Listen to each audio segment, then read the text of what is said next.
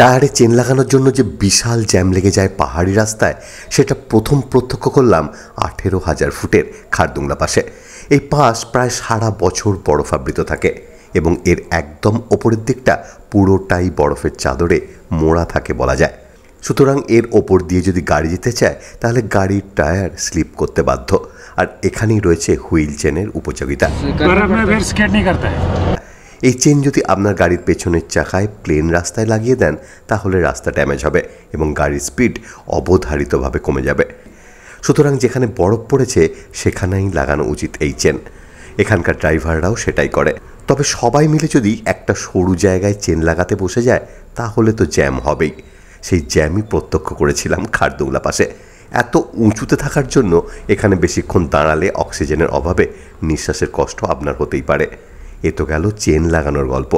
আবার বরফ শেষ হয়ে গেলে এই চেন খোলারও ব্যাপার আছে।